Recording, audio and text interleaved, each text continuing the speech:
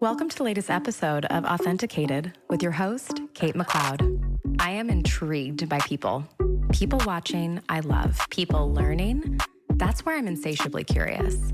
I'm interested in the why and how of the creative mind's pattern of thinking, the subtext to the creative thinker, or in its more conscious and malleable form, the creative conscious. Because when you are so clear on yourself via the triad of consciousnesses, then you become reflective to others. Meeting yourself is an infectious practice because what feels good is infectious and something I think we could all use a good dose of. So join me in conversations with a diverse arsenal of creative thinkers, from artists to entrepreneurs to serial thinkers ready to optimize their creative conscious. With me, self-made and self-proclaimed creative entrepreneur. Sounds hot, right? Hi, James. Welcome to the podcast. Hey, Kate. Thanks for having me. This is James Joseph O'Neill. I've been excited to have you on the podcast for a long time because you, ever since I met you, which was nearly 15 years ago at this point. What year was it? 2013. That was Lunasa? Yeah. And then I taught you the year after that? Yes. Okay. Yeah. Yeah. So, nearly, yeah. So less than, but around then. Okay. You have worked consistently since I met you. And when I had met you at school, I was specifically impressed by the diversity of your resume before that. You had worked in TV, you had been on Sex and the City, which I had remembered that episode specifically. It's actually the kids, all my students' favorite thing to look at that episode. Seriously? Yeah. Oh, yeah. Still, like last year, they were like, oh my God, I saw that episode. Yeah. Well, because you're such a character actor too. For sure. Yes, yeah. And I like to think of myself as handsome enough to be a leading man, but no, I've always been a character actor. No. We'll take both. Exactly. But not only are you a character actor, I've seen you on stage with Peter Dinklage, and your approach is very realistic to the work always. It's very genuine and very authentic. And I think that translates into your teaching really, really beautifully. Oh, thanks. What I hope to do. Yeah. You've worked with some of the biggest names in television. You have Paul Giamatti, you've worked with Neil Patrick Harris, you've worked with Zachary Quinto, you've worked with tons and tons of people over the course of an entirety of a career. Do you think that that has anything to do with your approach, as well as the fact that you worked so consistently for so long? I don't know. I think I'd be lying if I tried to guess as to why I have worked or haven't worked or any of that kind of thing. I don't really think there's any specific formula. I have made friends in the business. I've worked with directors over and over again, which is a great thing to do. And then other directors I have never worked with again. So I think it's just, I have never been, quote unquote, a networker. I'm not one of those people graced with an ability to specifically think about what's best for me. Okay. I either like people or I don't. Yeah. And it's not that I can't pretend to like people if I don't like them. I can be civil in a room, but I have watched some people who just know how to work a room. And who know how to be the likable person that you want to have in a rehearsal room. And I think that's great. For them, I just don't possess that talent. Yeah. And it's not the kind of thing that you can force. But you do have long-standing relationships with lots of people. I do. Yes. I do. How much do you think that helps you work? It's interesting. It helped me earlier on. A lot of the directors that I worked with earlier on are dead now or retired. So, now it's all about trying to make relationships with like young directors and that kind of thing. But, I've worked with a bunch of different TV directors who I have only met or not met through auditioning. I haven't worked with repeat directors for the camera. I've worked over again, several times with some theater directors, but not TV or film directors yet, I don't think. But that's just about auditioning. And I just feel like we get better at auditioning the more we do it, like anything. Yeah. It's just a skill. I do think it's a skill outside of actually acting. Yeah. Audition is its own skill entirely. For sure. The auditioning is the job because we do that a lot more than we work.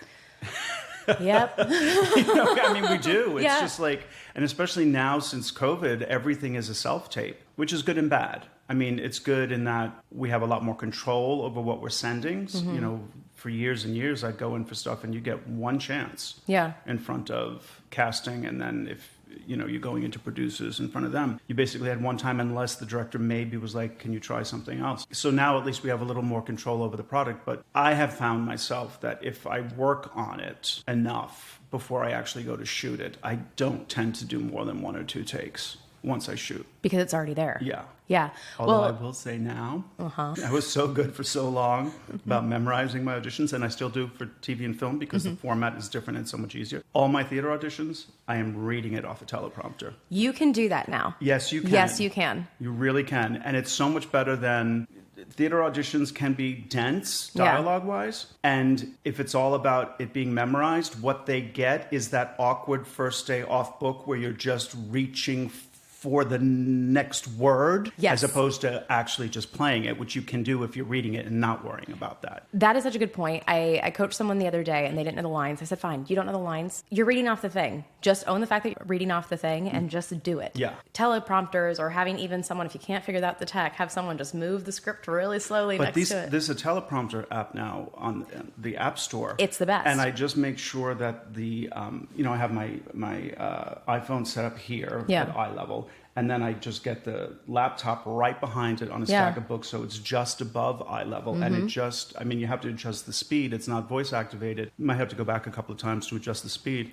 It is a lifesaver. Yeah. Because you can be so free. You can. It's as good as you would be if you were doing a reading of the play, Correct. which you can often be great at. Yeah, and also I think a good practice to have, so you can just show up exactly as you are. Don't worry about the excess stuff. Right. Do that, and also you're not getting paid to do that audition. No, you're not. So Exactly I'll show right. you performance when I'm being paid for performance. Exactly right. And I think that there is something really human about that approach to self-tapes, because I feel like self-tapes give us a lot of like, you should do this, you should do that. Well, you're in your home, so we have this advantage. You should be. It's like, well, no, you still caught me today as I would have gone in to do it. And I think that approaching those things as realistically as is realistic for you that day actually makes you come across a lot more human, especially for film and TV, which makes people believe you easier and more interested and intrigued by you, because human error is the only thing that differentiates intelligence from artificial intelligence. Totally. And Absolutely. It's like that kind of thing is the thing that you should embrace. And even though it is the most uncomfortable thing, it's so much more interesting to watch someone learn to be comfortable when they're uncomfortable than just watching someone be uncomfortable the entire time. Exactly. Yeah. Just accept the circumstances around you and then just do it. And anything we can do to make ourselves as relaxed as possible is always going to be the most helpful. Yes. I will also say that as far as TV and film auditions go, taking Bob Krakauer's class this spring was like a huge revelation. And my auditions since April, just these past couple of months, have been markedly better because of his class. I'm so happy to hear you say that. I've heard incredible things about him. It's phenomenal. He's technical, right? It was so funny to listen to him talk and then work through stuff with him, because what he says in hindsight seems so obvious, but no one has ever articulated it before. And forgive me, Bob, for trying to encapsulate what it is that you do, because I will fail. But essentially, the thing that I took away from it was the action lines are as or more important than the dialogue. You have to always be sure that you are doing exactly what they're describing is happening, because it's a visual medium and they want to see actors who know how to tell the story through the pictures. So if you have a frame and your hands are not going to be in it, it doesn't matter. Just do what you would actually be doing to tell the story and stop eye fucking. Yeah. Because we get locked on just who we are, and that's not how, process it over here, cross the axis, process it, come back to the reader. All that kind of thing is what we do in life. Well, because that's also how the average moment operates, right? Like, obviously, we're going to be making more eye contact during this because it's just a one-on-one conversation in this setting. But like in a go get your coffee kind of thing, your coffee person might look at you twice. Right. And it's not that they're not being polite and respectful. They still absolutely can be. It's about the demeanor and what you do. Right. And the action lines are typically the things that people, I think, forget the most. But it plays to your environment and plays to your relationship to everyone else around you. And I think that subtext is the most important part of that, where you look at a script, everything that you need to know. If you need to bring your approaches and yourself to a character, all you need to do is get every single piece of information off of that paper, said, unsaid, direction, not direction, and you need to embody that. Right. And that is how you approach that. I'm curious about your perspective on this for a couple of reasons. First, because you've seen the industry in so many states over the course of so many years. What is the biggest difference that you've noticed from your very first job to now? Well, as far as theater is concerned, I would say the cut rehearsal time is the biggest difference. So you really have to prep a lot more before you leave town. Again, time that you're not being paid for. Correct. Much like working at a restaurant where they're like, you need to go home and memorize this menu. It's like, oh, do I come clock in? Oh, yeah. To memorize this menu? Oh, do I sit at this table and you bring it to me and then I get to try it all? Exactly. Develop my opinions? Or are you going to tell them to me? But it is going to be to your benefit. I also think, Richard Easton taught me this in graduate school, and I think he was right. There is something very beneficial, and this is something that Nathan Lane does, something very beneficial to showing up the first day of rehearsal completely off book. Completely off book. It intimidates the shit out of everybody else in the company. And it also makes everyone do it. Yeah, but it also gives you more time to play. Completely. I will say that it's definitely more difficult to memorize not knowing where you're going physically, because I'm able to connect. I memorize much quicker when we've done at least one blocking rehearsal because I know where I am physically and my body remembers. That being said, it is still hugely beneficial to be completely off book, or as much off book as you can be before you start rehearsal. As far as film and TV is concerned, I mean, I think my first TV job, well, I modeled as a kid, so I did commercials when I was a child. But my first TV job was after graduate school, an episode of Law and Order. And I worked with Benjamin Bratt and Jerry Orbach. It was the original Law and Order series. I will say that has pretty much stayed the same as far as the whole process, because it's always been very quick. And they basically want people, your audition needs to be how you're going to shoot. And you have time to grow if you're auditioning for a theater project. But basically, when you're taping yourself or going in for casting or for producers for a TV or film project, you need to do exactly what you're going to do on set, because it could be 2 days later. Mm-hmm. So you basically have to go in with the performance, and it's much easier because, like we talked about before, the script itself, the format of the script is just less. It's more blank space. The theater paragraph can just go from margin to margin. Yeah. And for film and TV, it's much less space. So even if you have a 5-page scene, it can oftentimes be a lot easier to memorize than a half a page of a theater audition. The density is completely different. Totally. And it's all about, there's so many people on the clock, so it's all about moving it through as quickly as possible. So I will say, for the couple of decades that I've been doing TV and film stuff, that hasn't really changed.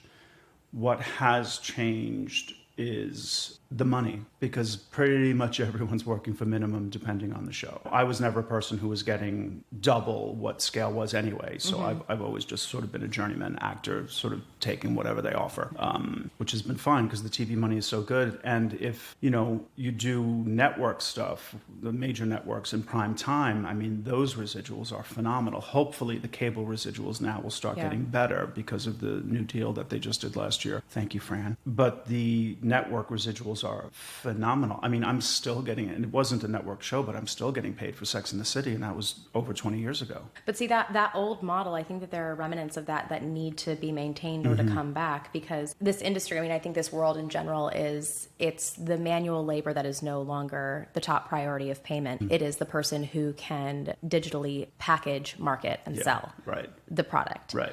So we are the manual laborers and not being compensated enough to actually be. Yeah. And with us, there is no product at all. Exactly. I mean, we'll see what they're able to come up with AI, but depending on what the rules are around that. But I think people are always going to want, I think our brains know if it's not actual humans. We do. When something seems off. I was at Tribeca Film Festival a couple weeks ago this year, and there was this film called The Thinking Game, and it was all about artificially generated intelligence. So it was all AGI based. And the more I learned about it, the more I learned that it's just not really human. It is it can't be operated without a human. Right. And that's something that you can't formulate and implement into any system is the room for human error. Right. And I think that you're right. I think our brains do pick up on things. Is it an issue? Absolutely. Like this podcast, what we record this on is called Descript. Everything that goes said into here, AI uses it, translates it into a Word document. I edit the Word document and it edits the video synonymously.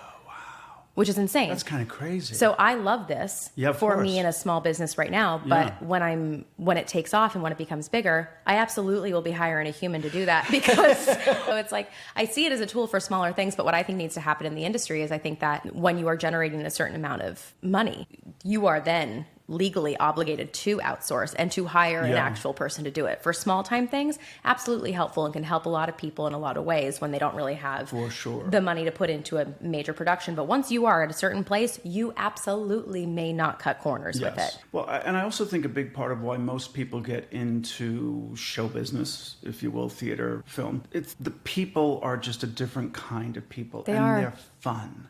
It's just fun to be in a rehearsal room. It's really theater people. No matter, that's why I actually love teaching too, because no matter where you go, no matter what age they are, the theater people are always the same. They're down to play. Totally want to play, and like Shakespeare nerds are the same no matter what part of this country you're in. I have never worked outside of this country, but no matter what part of this country you're in, no matter how old they are the same exact kind of person, and they're so much fun. And this, I think, is the double-edged sword about actors, is because I'm just going to blame commercialization and capitalism. But for so long, this profession has been perceived as a glorified hobby. It is not. Right. And because we're fun and we're down to play, that apparently isn't work. You know, so these people are not of a certain value or of a certain caliber because of this thing. And that could not be further from the truth. Absolutely. Because in order to be successful, not only do you have to be down to play, like down to clown, but you also have to be a very intelligent person. You do. And you have to diversify in order to make money to sustain yourself. Yeah. I think that we should move towards a model in this industry where you are encouraged to diversify and you're actually uplifted for being an artist as opposed to suppressed. Yes. And it's instead get the resources, and that's what this Me3 platform is going to be about. It's going to be about celebrating who everyone is and their uniqueness, and then how do they diversify and how do they celebrate their creative thinking and how do they put it into different areas of the industry as themselves. Right.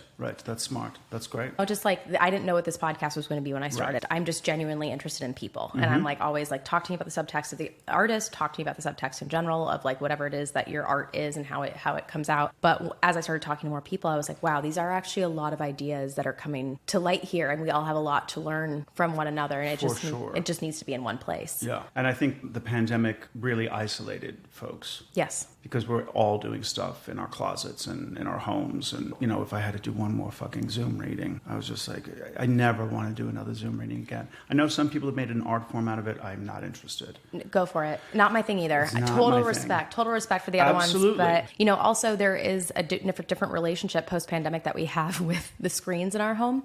You and I think that we call it polite theater. But if your theater show is past an hour and a half, explain to me why. Yeah. Unless it's an O'Neill play or a Shakespeare play or some current contemporary great piece of what Stereophonic is a perfect example. New play, 3 hours and 15 minutes long, flies by. Brilliant piece of writing. I'm totally down for it. Otherwise, 85 minutes, please. 85 minutes, please. And then if you're going to be in my home via a Zoom, 70 minutes. Yeah. Tops. You're in my home. Tops. You're in my home. Yeah. You know, there is so No much question. opportunity here too. Like what was Argyle? Argyle in theaters flopped. Doing great streaming. There's a different psychology now between the place in which you are consuming art. Right. Where I am now watching in my home, so I'm down. Right. Because And I can do whatever I They want. spent $200 million on that movie to make it. I mean, It was something like that. I forget the exact number, but it was. I also remember it was shot during 2021. So just imagine who was ready to do whatever. Oh, Talk sure. about down to clown. Get me out of my house. absolutely. Oh my! Honestly, And all those locations too. Yeah. In a heartbeat. I also loved the boldness of that IP in general because I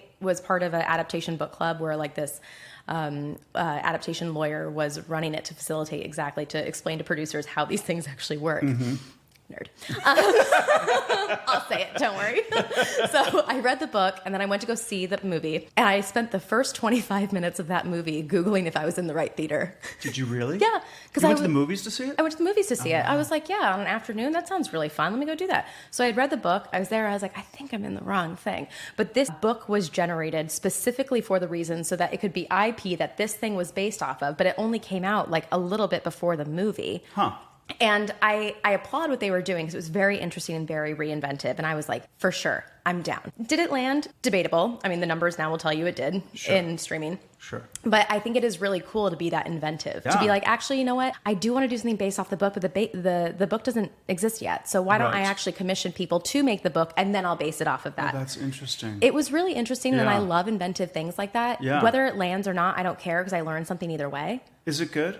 I watched the first 20 minutes. I watch scripted stuff at night and often fall asleep, so I didn't see it all the way through. I really enjoyed reading the book. The best part of the movie were two things.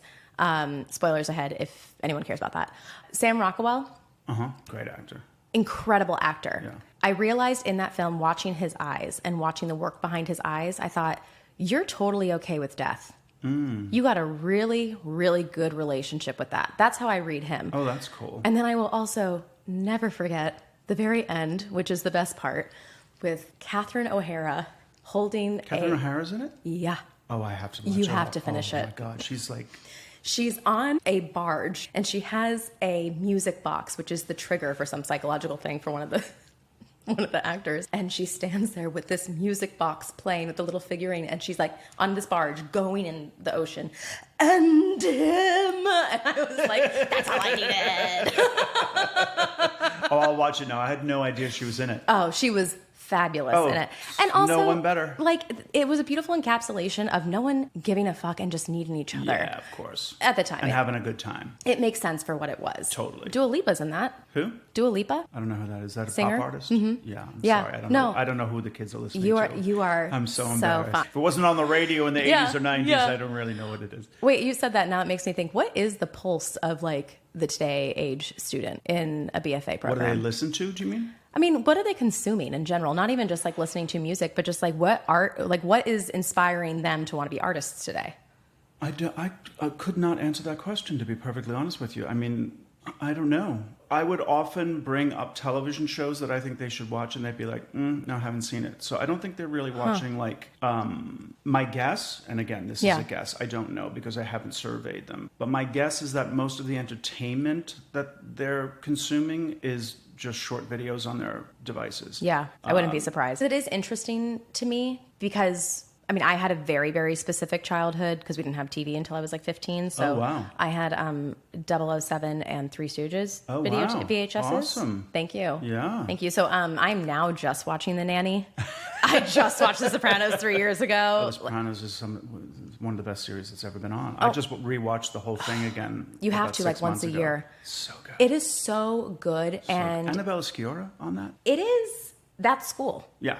That was that day's Shakespeare. Yeah, sure. Like Foundational Daddy, they Yeah. did that. Yeah, That's yeah, what they did. totally. But I also love that I have been a informed full adult when watching those. Yeah. Because they land so much differently. Completely differently. Completely differently. Watching it just 20 years, I was a fully grown adult when I watched it the first time, but watching it 20 years later, it was a completely different series. That grabbed everyone's attention. It was one of the best things that's ever been on. And what was so great about that and a lot of shows with, in the sort of heyday of HBO was you could not wait for Sunday night.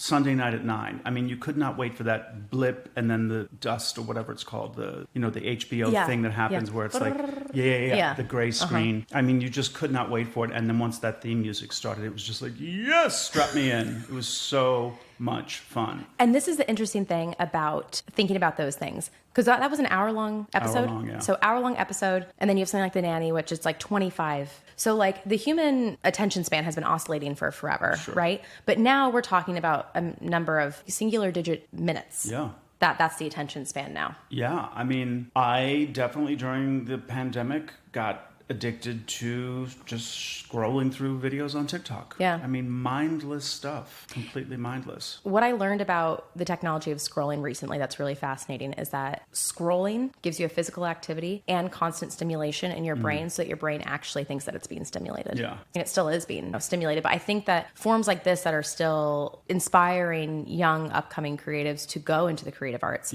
still just as valuable because it's working. Yeah. It's different than us. Yeah, it is different. But it does have value. It's interesting. I mean, I think of scrolling through TikTok videos in a way, the same way I thought of it when Facebook first came out. I remember thinking that what I liked about it was I was able to go onto a site where I could check in with people from my past to see what they were doing without having to talk to them. It was just like, oh, what's she up to? What's he up to? But that's it. And it's just like a moment. And with TikTok, for instance, or Insta, whatever you watch your videos on, whatever the kids are doing these days, you just have a little glimpse into people's lives from all over the world. Yeah. It's a way to mindlessly sort of pass the time. I suppose it's not necessarily beneficial. One should be reading a book instead. But, it's fine. I mean, I still play Candy Crush Saga in bed at night before I go to sleep. I'm on level like 3,800. Like one of those middle-aged women in Kansas. I will say, though, I have never paid into Candy Crush Saga. And I have friends who have. Oh, and I'm so glad to hear that. Never because- paid. No, I would refuse. I mean, it's bad enough that I'm at level almost 3,800. Yeah. But yeah, no, I've never No, paid. I've heard of people, like relatives pass, and then they go through credit card statements. Oh, yeah. And see they're what they like, played what? A secret addiction? Uh-huh. Yeah, well, I love Candy the... Crush Saga.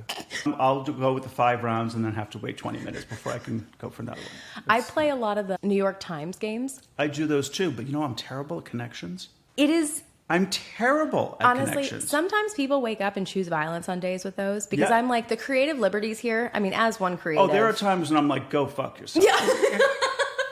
What I like about creative thinking is that there are no bounds to creative thinking, which is kind of the fun exercise of that, where Yeah. someone out creates me Right. on something where I'm like, yeah, it does not compute how Right. all of those are forms of cakes. No. Someone tell me. It kills me when it's like blank something. Yes. You know, and usually when I am able to complete it, it's because I'm able to get 3, and then I'll stare at those last 4 and think, what is the connection with those 4? And then it'll just hit it and it'll come up and I'm like, go fuck yourself. I keep doing it though. I do it every day. I have a Times subscription because of working at Adelphi. It comes with being an employee there. If you had your dream of like, you get to create whatever kind of school system you want for up and coming creatives, what would be like a couple key touchstones for you? For theater students? For theater students, just, you know, they want to go into film, TV. I mean, Sure, they want to yeah, act. They For want to acting act. students. For I would acting love students. to design a program Yeah. for actor training. And I would have Monday, Wednesday, Friday, an hour of movement, and they go shower because they need to shower if they're actually doing movement Why is there correctly. never a fucking shower? They need to go shower. And also, it's because it's always at 8 a.m. Exactly. 8 o'clock, go do your movement, whatever that is. It can be various kinds of things. Go shower, go eat. Then voice and acting 3 days a week. And I would model a program after Juilliard and CMU, and it would be classical theater. I know right now it's not necessarily in vogue, but if you can learn to play those Shakespeare parts, if you can learn to do those Shaw roles, if you can learn to do those August Wilson parts, everything else is easier. Everything else is easier. And I also think that when you go to the depths in which those writers were writing for, you get to know yourself so fundamentally, so granularly. There is nothing that you can't bring yourself to after that. Nope. And I know that a lot of these things people will say, oh, they're outdated. They've been done for so long. Let's see something else. Absolutely. Sure. Yes. But at the same time, these are foundational things for a reason. These No are frameworks question. for a reason. There's a reason that like anything that you see, you can be like, that relates to Shakespeare somehow. I feel like these are benchmarks that exist there because it was a different place, a different time when it was in vogue to go this deep, to be this obscene, Yes. to go ups and downs and lefts and rights. It makes you smarter to learn to figure out what the Shakespeare lines mean. It makes you smart. It's like once you get those lines in your head and you're in production, it's like getting on a roller coaster. You just sit down and the writing takes the ride. The writing is the ride, and it yeah. takes you. And his was a brilliant mind. As long as the writing is brilliant, just do it. It will make you appreciate life in a whole different way. It will make you think about life in a completely different way. There's no better training for writers than reading. There's no better training for actors than reading. There's no better training for actors than doing great plays. And the great thing about being at school is that you get to do roles that you would never be cast in once you get out. That's the whole point. It's awesome for 20-year-olds to play 50, 60, 70-year-olds. You get to do stuff you will never, unless you're in an improv class at Yeah. UCB or something, you would never have the opportunity. Well, to because do. you're there for the mental gymnastics. You're there for the intellectual gymnastics and the creative gymnastics. You're there to stretch and to grow. So yes, step outside of the realm of what would be normal. And like also, I think too, everything you said, and then add a film and TV class. Absolutely. Yeah. I mean, at this point, I think you should probably be doing film acting all the way through, just because At this point, this is what it is now. it That's is how you what it is, sustain and- yourself. And also, it's the only way to really get health insurance. You know, and to have programs where if it is just theater, if they aren't doing film and TV, if they're not doing camera work all 4 years or all 2 years, depending on what kind of conservatory you're in, if they're not singers, you better be doing Shakespeare. He is still the most produced playwright in the English-speaking language by far. There's no point in just doing contemporary plays for actor training. I want to ask you a little bit about what it is like to get something changed in a school system. Boy, I've had no success as far as that's concerned. I have also, you're talking about working at a university, specifically a university theater department. I've been an adjunct the 11 years now that I've been teaching. So no one cares what I think. So I think one would have to be a full-time person in order to incorporate, although that's not really fair. I did request that a class title be changed, and that did happen. Oh, the whole title? Yes. Sorry. The title of the class, yes.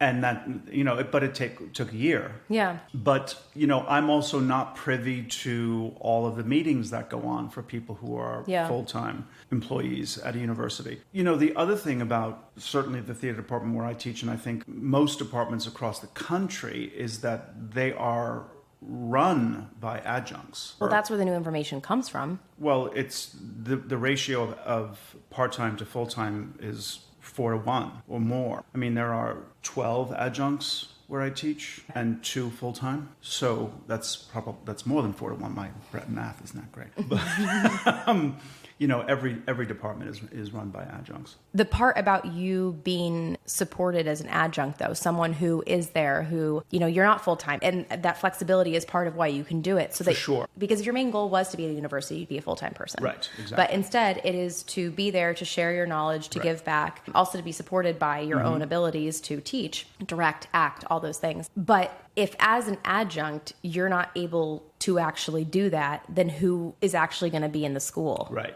Who are you going to have? Who are you going to doing have? it? Right. Yeah, that's true. And also, I mean, the thing that I'm still drawn to as far as teaching is concerned, teaching acting is concerned, is that it has clarified for me what acting is and my approach to acting, because it forces you to explain it to humans who have very little experience and haven't and haven't really done it very much. So in order to sort of distill what it is that I think about acting, I have worked with directors who will talk about what the play is, and it gets to the point where I'm just like, can we just run the scene? Because whatever you're talking about, unless you're talking to me specifically with verbs about how I'm playing something, it does not help.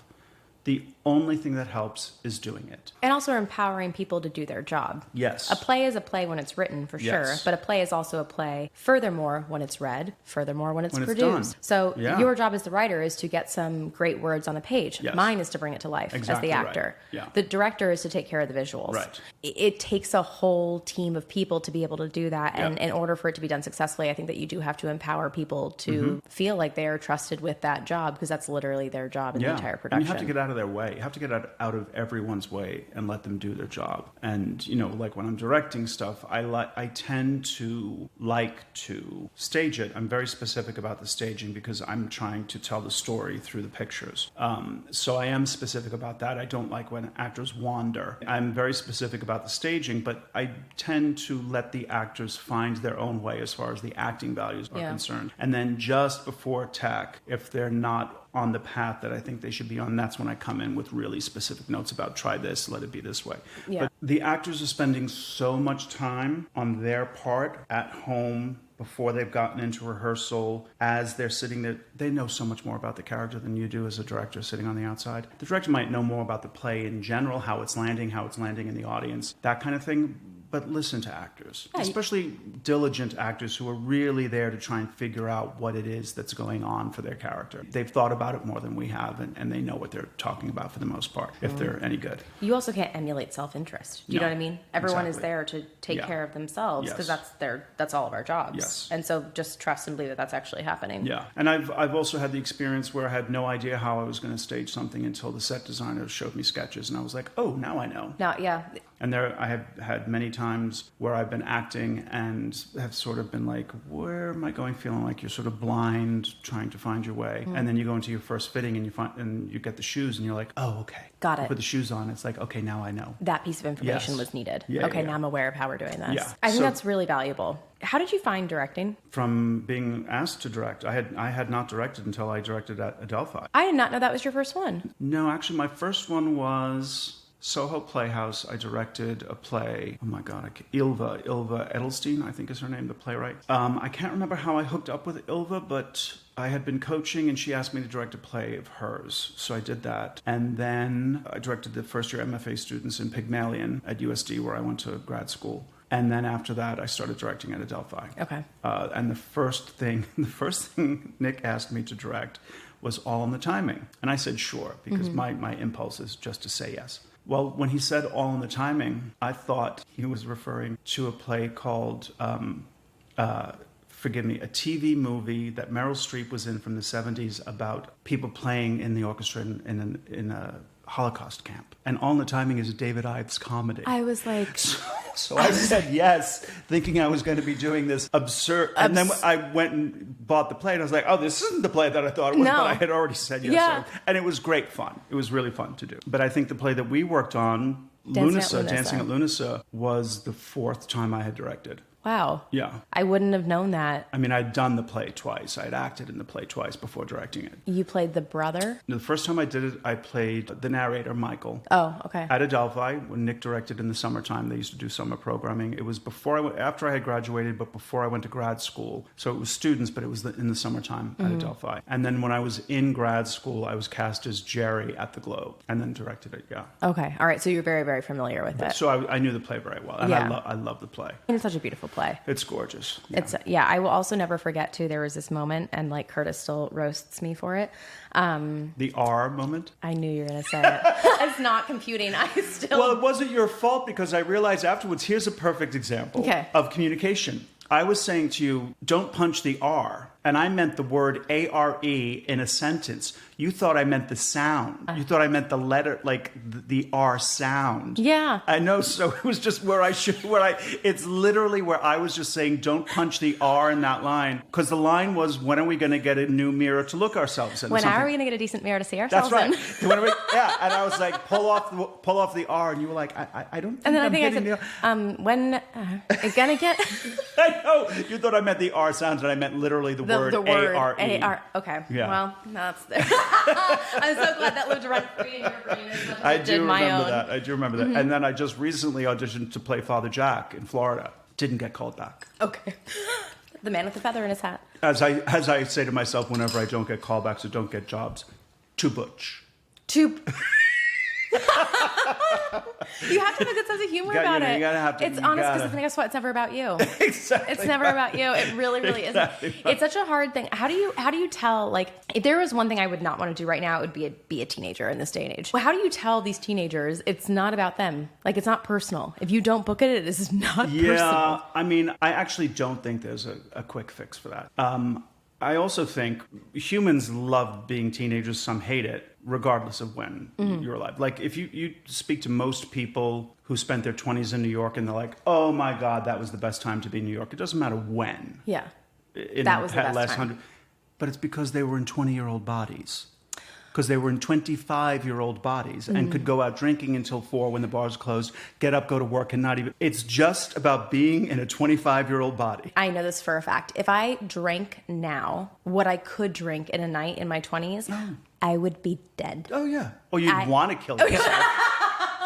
One way or the other. Come into that. It's not worth... That's why I stopped drinking, because the hangover was just not worth the fun. And I had fun, so much fun, but I was like, no, I can never be this hungover again. Fabulous line. I'm sure I quoted this to you before. There's that book called Generation X, and the narrator is sober and discussing his drinking time. And when I read it, it like emblazoned itself on my memory bank. Fantasizing, he's talking about his drinking days, fantasizing that you have diamonds in your eyes and forgetting what it feels like to pass a solid stool. And I was like, wow, that's it. Exactly. That's it. Yeah, because when I drink, I get an entirely new personality. She loves to buy other people drinks. And she's gorgeous. Yeah, she's stunning. Stunning. Now, what are you learning from students? And how does it change over the course of 10 years? I think what I'm still learning, I think it hasn't really changed. What I'm still learning, I think, from students is how to simplify what it is that I'm trying to teach. Trying to get it, again, to quote Stanislavski or whoever translated him, trying to translate ideas about acting into doable, simple, precise approaches. trying to distill playing what you want as simply as possible. It's still really hard. Students still have a very difficult time not only playing, picking an action, trying to find a verb for what it is that they want and playing it. Because there's so many levels going on when you're acting. Learning the lines is just the very beginning, and then you got to figure out what it is that you want, and then you got to figure out how you're going to get what you want. And trying to pick very simple verbs. If nothing else, that playing a verb combined with listening just gets your mind off yourself. It gets your mind off being self-conscious about what it is that you're doing, because you're making it about the other person and you're making it about playing something. But it's hard. It's hard to, that's why that book, An Actor's Thesaurus, is action, words. An Actor's Thesaurus is just great to have in the classroom or on the director's table in a rehearsal. And what I try, the main thing I always try and communicate to the students is translate it for yourself,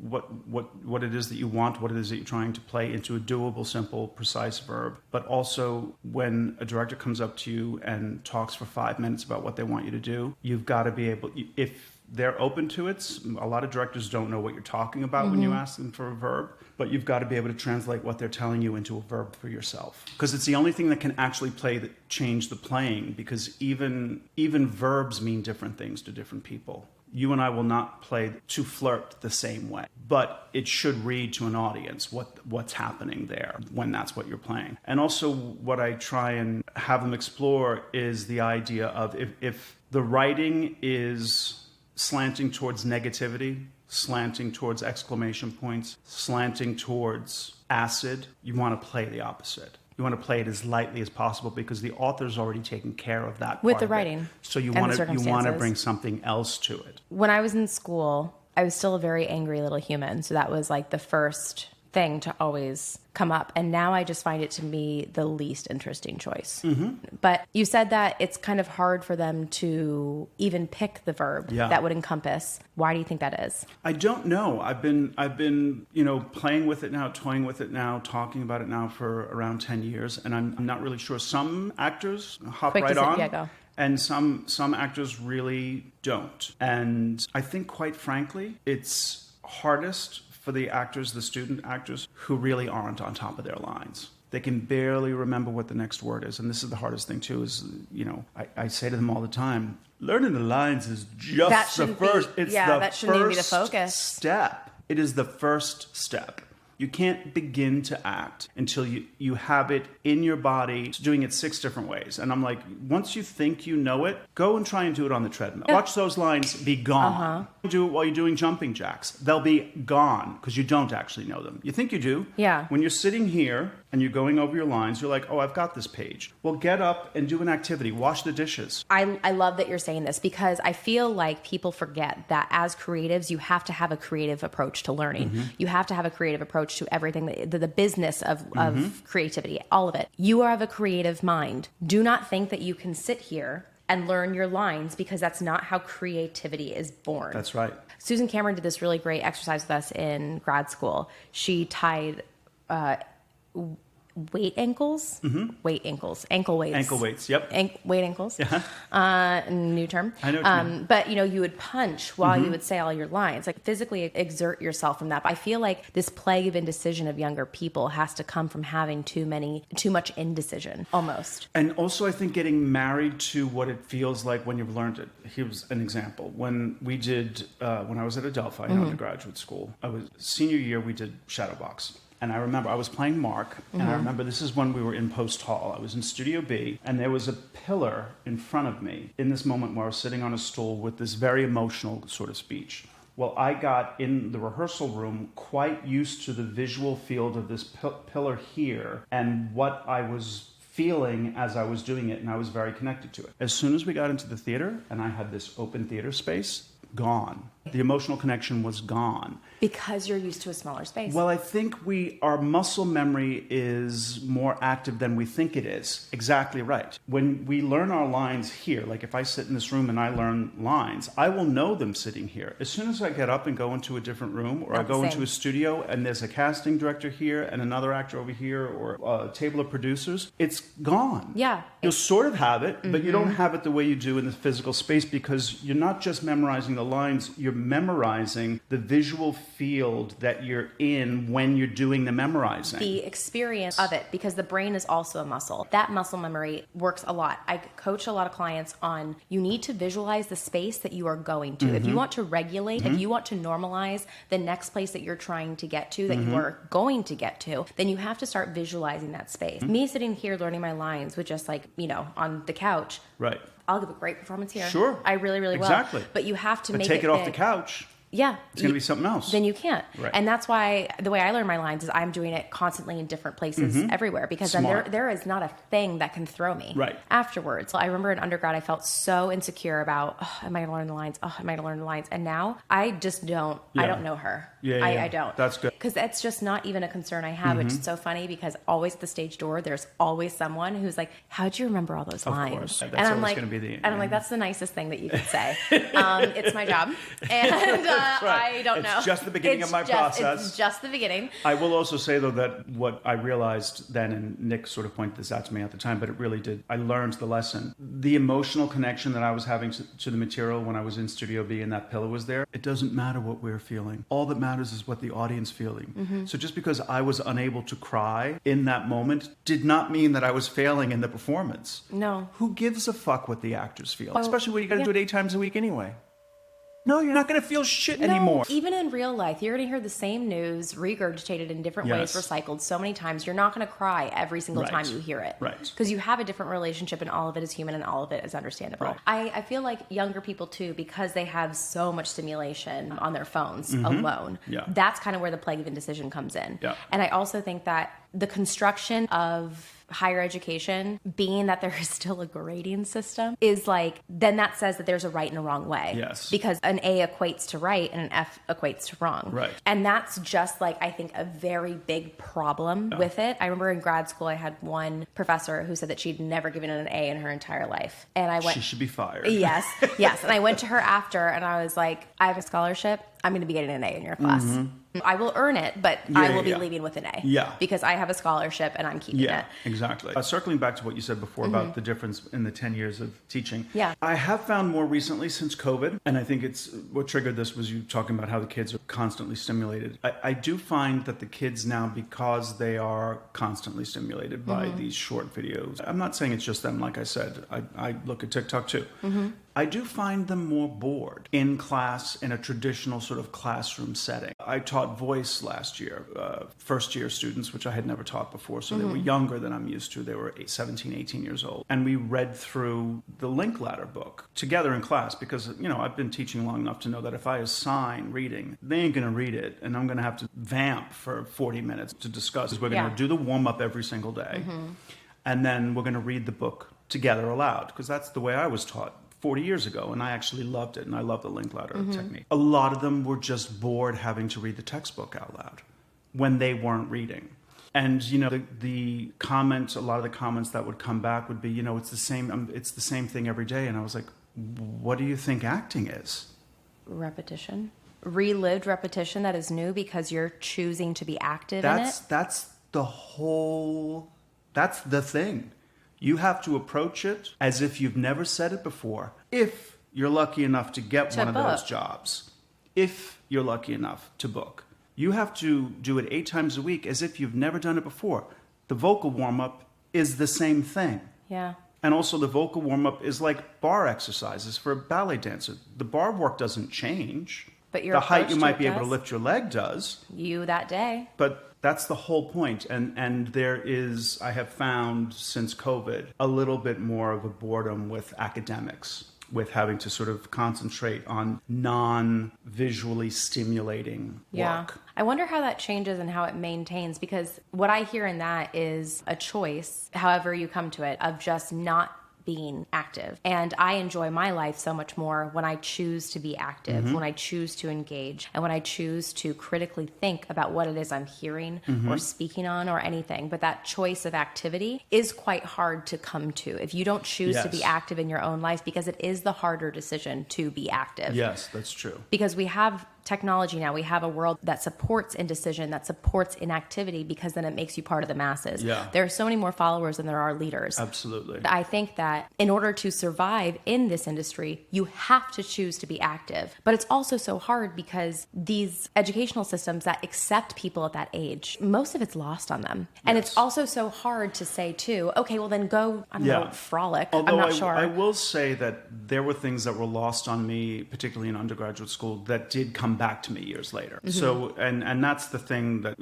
when the voice students I had last year were expressing boredom with reading through the textbook because the textbook was just technical and boring for them, the physical aspects of how the voice works and all this stuff. I said, look, I know this isn't helpful now, but trust me when I tell you, you will remember having done this 40 years from now. Because I remember Yes. vividly my freshman year of drama school at Adelphi and reading through that Linklater textbook, the entire class, sitting on I the can floor. tell you what the reading through mat it. felt like that I Yeah. did it on and Oh, yeah. who was teaching it to me. Absolutely. And I think also the choice of being active in that is deciding that it's not boring. Right. And I know that that's arbitrary. I know that's kind of like a rough approach to it, but that's kind of how I feel and that's how I operate is like, well, I'm just going to decide that it's not boring actually. Yeah. And I mean, I'm talking about some of the kids, and I do mean some yeah. because others loved it, especially Yeah. once I had them start journaling about it. I learned so much from reading their journal entries. I got things about what they were thinking about the process and themselves that I never would have been able to pick up on in the classroom. Because I also found that these kids now are very guarded. They're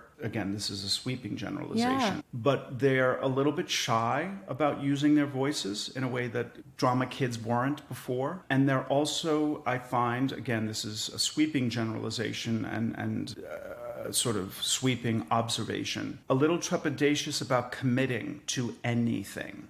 And I'm not really sure what that comes from. I think because publicity changed.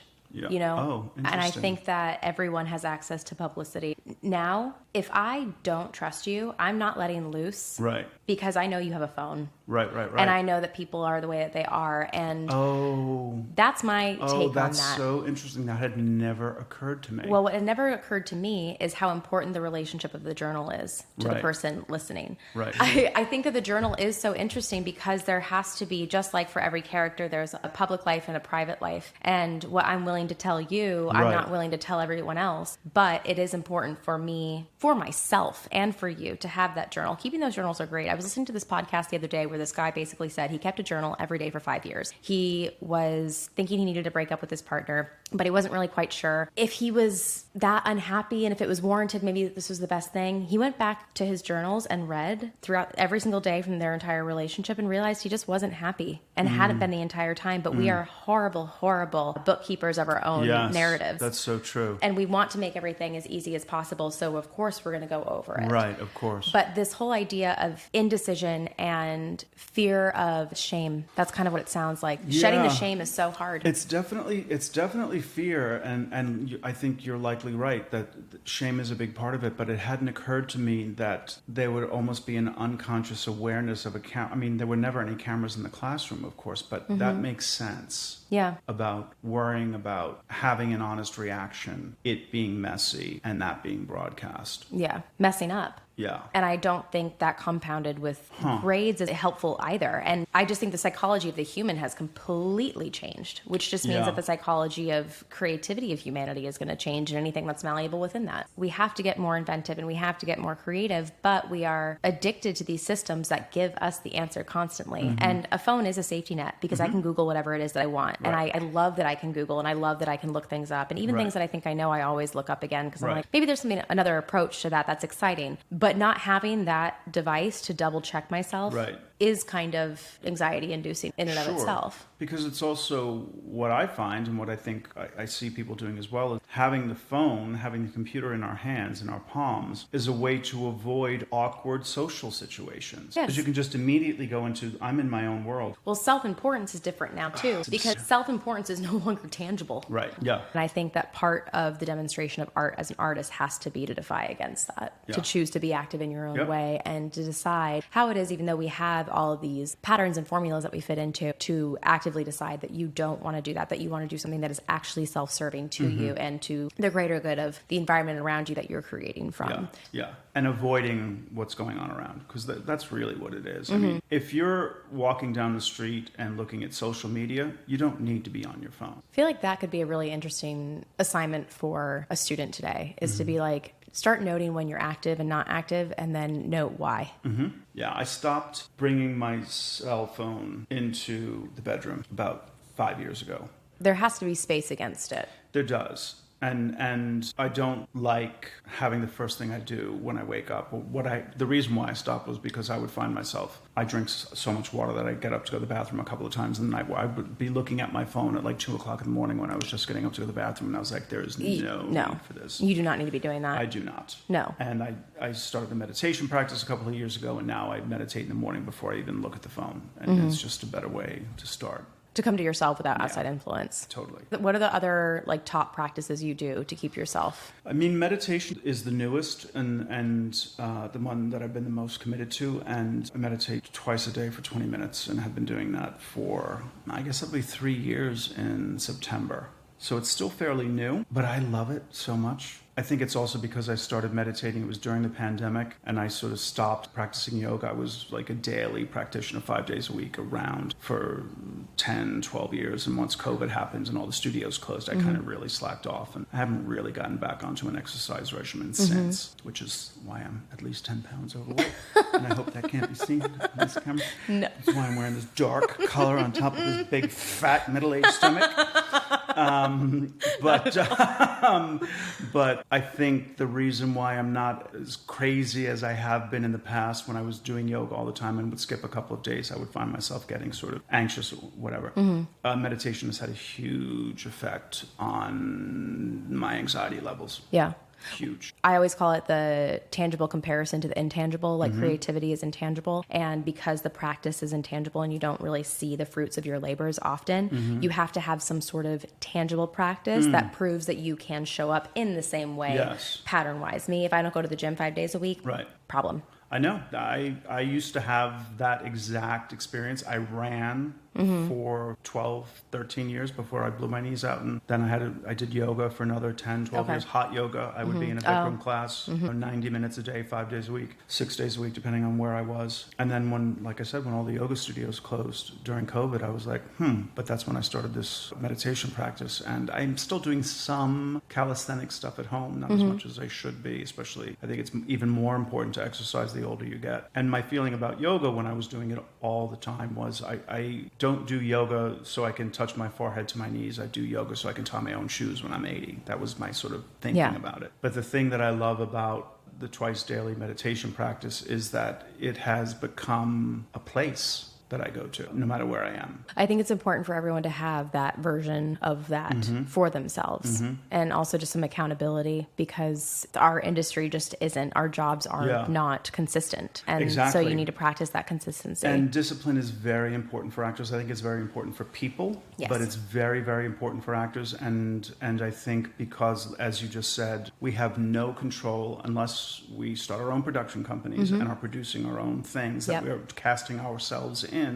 We have very little control over when we work. So the work is auditioning, prepping, and having a disciplined life for yourself. You know, it's important to be able to cultivate the idea that we can be happy regardless of whether or not other people have hired us. Correct. It's really, really important to be able to not have the massive swings. Like, you shouldn't get too happy if you book something in the same way that you shouldn't get too depressed if you don't. Yes. It's trying to find this medium sort of place. And, you know, like Michael Keane talked about, the great thing about auditioning, even though it can sometimes be again, if you're lucky enough to have auditions, which is its own thing, it's difficult enough getting them. If you're in a place where you are are auditioning a lot, at least you get to act that day. And that's how we should look at it. Like I saw this segment with Michael Keane where he was saying when things changed for me when I stopped thinking about trying to get the job and I just started thinking about it in terms of I'm just going to work today. I'm going to drive out to the valley and I'm going to go do this 2 minutes of work. That's the shift of I'm the answer versus you're the answer. Yes. If you go around looking for the person who's going to change your life, who's going to make that career change for yourself, you lose all empowerment possible. Totally. And you have to decide that it's yours. So you have to get right with the fact that this is how I feel about this thing. This is what I want to do and I'm going to make it happen. That's why you teach kids responsibility. Right. Because you need to feel that for yourself. So you need to feel responsible for your own life, even in a world that is so difficult to feel that way. But once you make that shift, then... No question. And you're right. Not everyone has the capability to start a production company to do their own things. It's not within everyone's bandwidth. It's not within everyone's economic realm. Right. So what is your version if not? Exactly. I don't think that the excuse of, well, I don't have this, well, I don't have that, I don't think that can happen anymore. No. It's too difficult. And it's only more difficult if you decide that you are not in control. Decide that you're in control, decide what that means, and decide how you're going to practice that. And that's the hardest part. And just cultivate. Happiness is work. It takes a tremendous amount of will and effort to be happy.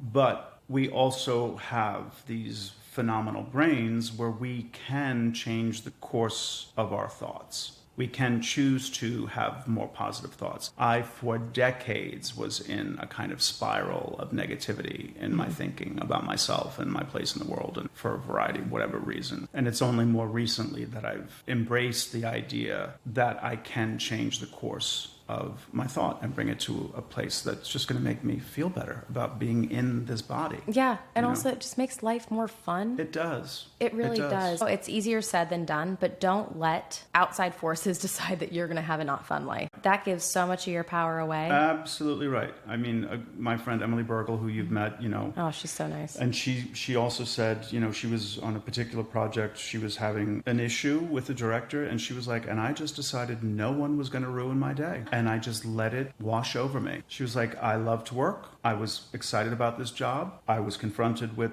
someone who I didn't expect when I was thinking about coming to work this day that I would have to deal with this. I did have to deal with it, but I just decided no one's going to ruin my day. No. And that's how we have to go through every single day. No matter what comes at us, let it go. That shift is important. It is. It's the only way to have any kind of control of one's own experience. I started to have that shift when I would go to a family function for a holiday or something, and everyone would say, what have you been in? Well, I haven't seen you. Right. And for me, I was like, well, that's my first indication that you're just not in this industry. Right. Exactly. Because you see 1%. Right. And there is a lot of other people that are consistently working and sustaining their entire livelihoods off of it. And I guarantee you haven't heard of the shows that they're on. The other thing, too, about being an actor and dealing with people who aren't actors is, I remember a quote, Lily Taylor's, where she said, a very smart shrink once said to me, you need to wear people's projections gracefully. And it's never about you. It's never about you. Civilians, for lack of a better word, can be a little weird about actors. I was at a thing the other day in a park. I don't have kids. I was with my friend who's got a kid. Lovely group of parents, not my world, so it's sort of interesting world to observe. This particular parent who I've seen over the last 7 years, often this lovely guy, was like, are you working on anything right now? And I said, yeah. And I told him this TV show that I'm working on. And he was like, oh, I never heard that. And it was just the dismissive sort of shrug of, I've never heard of that. I had an honest reaction. I said, I hadn't either until I booked it. I don't see everything. I think people who don't act have a non-realistic idea about what it means to be an actor, where we have to learn to wear people's projections gracefully, because no matter what someone's saying to you, it's about them. It's not about you. It is about them. We are in an industry where there's a huge process that's behind the scenes that goes completely unseen. And then there's a product, but everyone consumes our product, so they all feel entitled to their opinions on it because they watched it. Of course. And absolutely, as you should. You're experiencing something that we have brought to you, and now you're having your experience of it. Absolutely have that. All the stuff. Yeah. But I feel there is usually not grace given to actors to be like, well, you don't understand the process of it. You just understand the product and have an opinion because you watched something. I remember Richard Easton had a great response, brilliant career on the stage, and he did a bunch of Kenneth Branagh films and other things. Someone was like, how come I don't see you in more TV stuff? And his response was always, you have to be asked. Wow. And I was like, it's so true. Yeah. So true. And I worked with Bob Hayes when I was in grad school. Do you know who that actor is? Robert Hayes. He was the lead in Airplane. He was a huge star in the 70s. The name? You saw his picture, you'd know who he was. Very funny guy. He played Mr. Roberts. The Saturday Night Fever. Okay, I know who we're talking about now. Yeah, okay. He played Mr. Roberts at the Globe when I was in grad school. Lovely guy. He was so sweet and so good in the part, but also he's such a classy guy. He'd made a lot of money in TV and film. He did Crafty during rehearsal for the entire company. Every single day, he had one of the production assistants go to Ralph's and he set up Crafty, which you never get food in a theater No. gig. It's only ever on film and TV. But that's just what he did. He paid for it. Every single day there would be a spread of, I mean, not a huge spread, but like at fruit night. and cheese and like hummus and things that, you know. Wait, that's so It was so nice. sweet. And it was also really smart. I mean, everybody loved him. But he also had a great line. He's like, you know, he was fairly popular at this time still. And he was like, you know, I was at Ralph's today and someone came up to me and was like, you know, didn't I see you on something last night? And he said, and my response is always, I don't know, I wasn't there. I was like, that's another great thing. That's another great thing. Another great thing to say. It's also very honest, too. Because the last thing I ever want to do, too, is someone's like, well, I haven't seen you on anything. I'm not going to, like, pop Right. back off No, and be of like, course. I'm like, Well, all right. no, also because it doesn't work, because I have done that where someone will be like, well, what have I seen you on? And you'll say a couple of things and like, no, I didn't see that. And I'm like, okay, then I'm All right. religious. I'm mad that I played the game. That's honestly how I feel, is I'm mad I played the game. Exactly. Yeah. And at the end of the day, more than you, I guess. So thank you so much for coming on. This has been Thanks for having really, me. really lovely. It's been really fun. I hope you have usable stuff. Oh, I do. Don't you dare worry. And that's the latest. I'm honored to have been part of your thinking sphere today. Feel free to share, like, and subscribe on this platform or follow and participate on any of my social media platforms. If this practice intrigues you as much as it does me, then join us in the Me3 community, where we will work directly and you will curate a mindful method of thinking to define your own creative conscious. Thanks for listening to the latest episode of Authenticated. I love that you're here.